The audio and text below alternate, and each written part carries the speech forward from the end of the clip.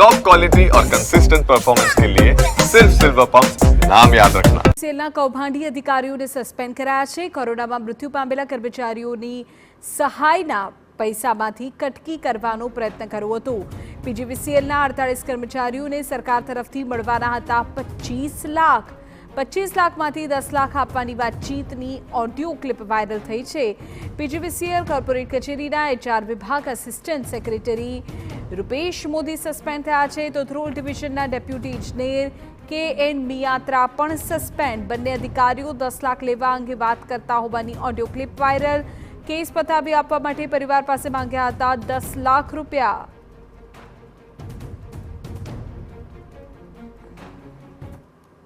કોરોનામાં એના કંઈક એક્સપાયર થઈ ગયા બરાબર છે। હવે એ લોકોને 25 લાખ મળ્યા નથી। હા તો આપણે એ લોકોને 25 લાખ અપાવવાના છે। હા બરોબર। એટલે મને એક લિંક મળી છે બહુ મોટી, એટલે બીજી વિસ્તારમાં આપણે કોઈ જાણ નથી કરી, બરાબર મળી। એટલે સાહેબ એની પાસે એ આપણને 10 નો ચેક આપે ને એના એકાઉન્ટમાં જમા થાય ને પછી એને આપણને કેશ આપી દેવાના। એટલે થઈ જશે, એમાં વાંધો નહીં આવે ને? નહીં વાંધો આવે સાહેબ। એનું એના ખાતામાં 25 લાખ છે ને વધીને મહિનામાં આવી જશે એની મમ્મીના ખાતામાં। એટલે આપણાને તમારે એમાંથી જ આપવાના છે, આપણે એડવાન્સમાં કઈ જોતું નથી।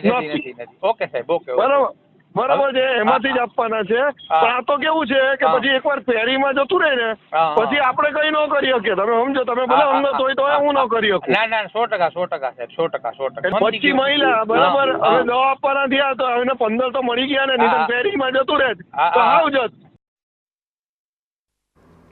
તો રૂપિયા માંગ્યા બાદ ન લીધા હોય એવો દાવો કરવામાં આવી રહ્યો છે।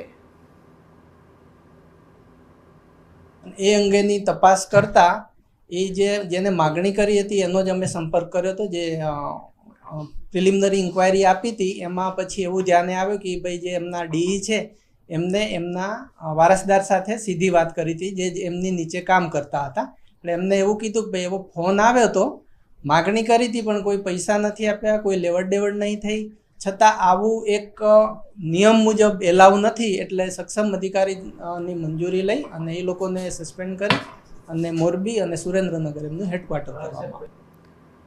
વાત અમદાવાદની કે જ્યાં GLS યુનિવર્સિટીમાં પ્રોફેસરે